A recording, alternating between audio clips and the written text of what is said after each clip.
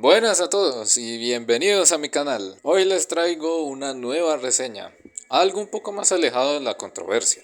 Nos acercamos a estos profundos lados de la filosofía, esos caminos incomprendibles que hasta la fecha nos siguen dando vueltas en la cabeza. Para hoy les traigo Haunting Ground, también conocido en Japón como Demento, o en español como la Tierra de los Tormentos.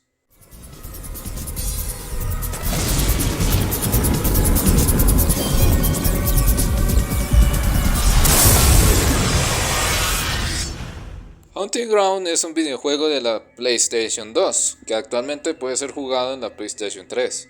Fue lanzado en el año 2005 y su trama gira en torno a una muchacha llamada Fiona Belli. ¿Qué tiene en particular este curioso juego? Algunos pensarán que tan solo se trata de una cosificación sexual de la protagonista, pero el juego no es tan simple como eso, porque incluso aquel diseño tiene su razón. Pero para entender esto, primero debemos conocer un poco de su historia.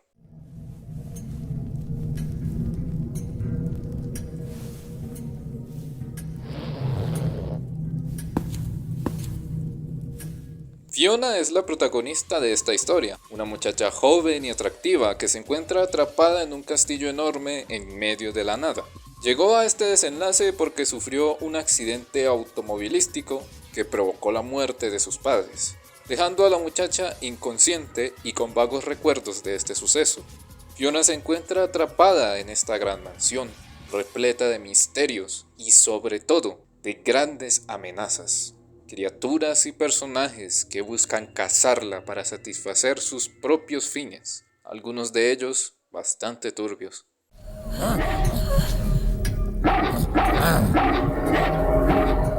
Su único aliado y compañero es un pastor alemán blanco llamado Huey, quien será la mano derecha de Fiona durante toda su enorme travesía. What's your name?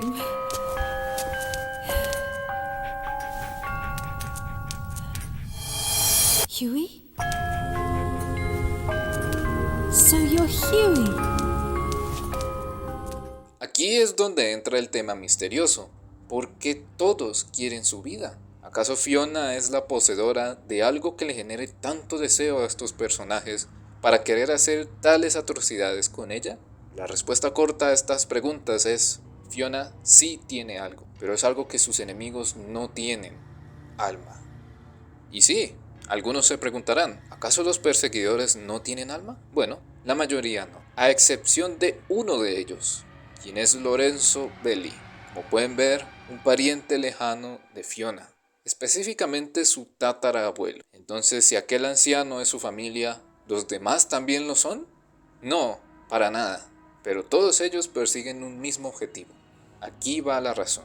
Cada uno de los personajes que persiguen a Fiona tienen una personalidad particular. A pesar de que ellos conservan un objetivo similar, no destacan por su forma de perseguir a la muchacha, sino por su forma de interactuar con ella. Empecemos en orden. Al principio, el primer personaje que va atrás de Fiona es un gigante, rústico y que a duras penas puede emitir sonidos para comunicarse, con una mirada perdida, pero con una extraña obsesión por Fiona. Este grandullón se llama Debilitas, y él no es un humano, sino un homúnculo. Pero no de esos homúnculos rusos que se volvieron virales hace un tiempo. Este es un homúnculo que nació a base de procesos alquímicos, específicamente por el proceso seco, que hasta ahora no tengo ni idea de cómo se realiza. Debilitas carece de capacidad intelectual, por lo tanto es solo una bestia, una falla alquímica, sin alma, sin Azot. Tengan presente este último término, porque más adelante lo volveré a mencionar. Luego tenemos a la sirvienta del castillo, Daniela. Es un personaje destacable por su carencia de emociones y la manera tan fría en la que se comunica. Ella no es nada más ni nada menos que un homúnculo también. Pero este nació por el método húmedo. No tengo ni idea de qué consisten estos métodos. Ella envidiaba a Fiona por su atractivo, por su remarcable fertilidad y por su Azot, cosa que Daniela no poseía, pues aparte de ser estéril, no podía sentir placer. ni tampoco oler, mucho menos saborear. Para ella todo era monótono y no toleraba ver a otra mujer que pudiese hacer todo lo que ella era incapaz.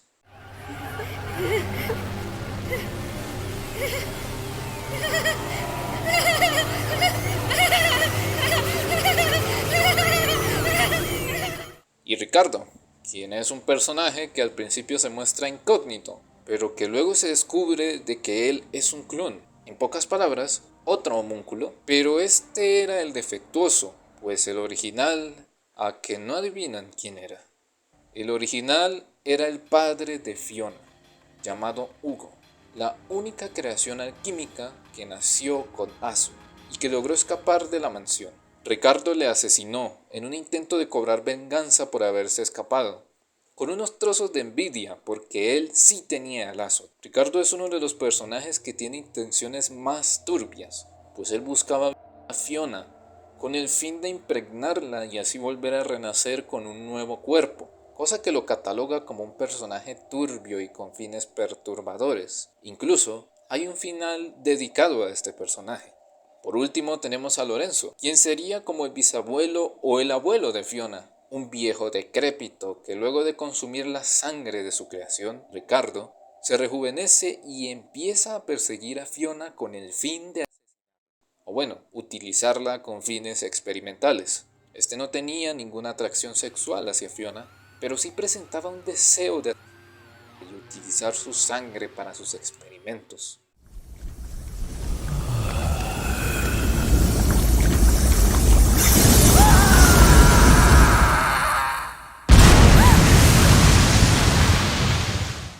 Con todo esto esclarecido, salta la pregunta que gira en torno a cada uno de los personajes. ¿Qué es el Azot? ¿Por qué lo persiguen tanto?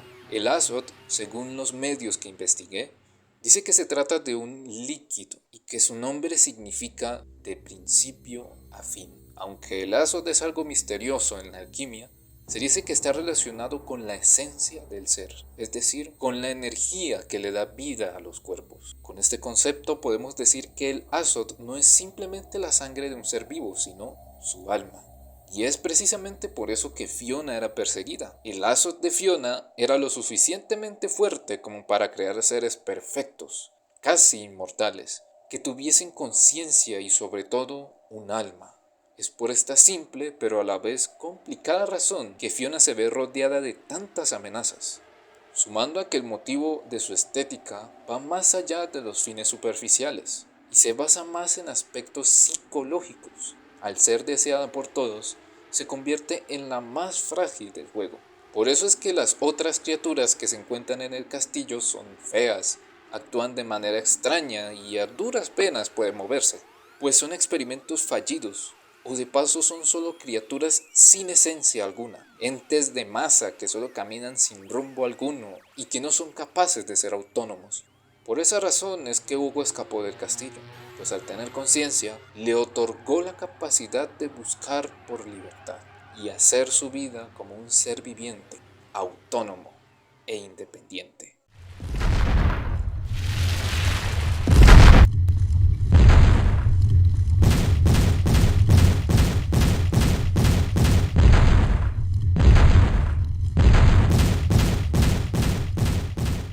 No hablé de los 5 finales que tiene el juego, pues sería algo más extenso y el video se convertiría en otra cosa. Así que lo dejo a ustedes para que lo jueguen y saquen sus conclusiones. El mejor final, que es el A, es donde Fiona se va con su pastor alemán, luego de matar a todos los perseguidores, menos a De Veritas.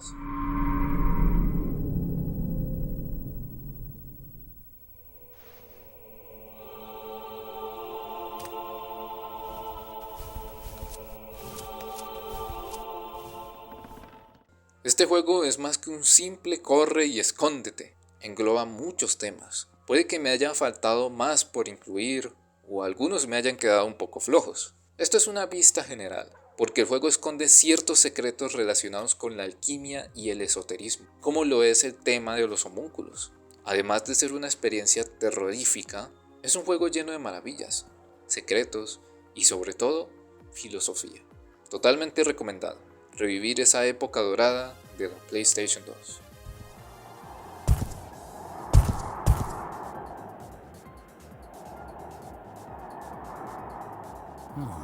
Soy Ethan Lee y esto ha sido Haunting Ground, más allá de una simple cosificación.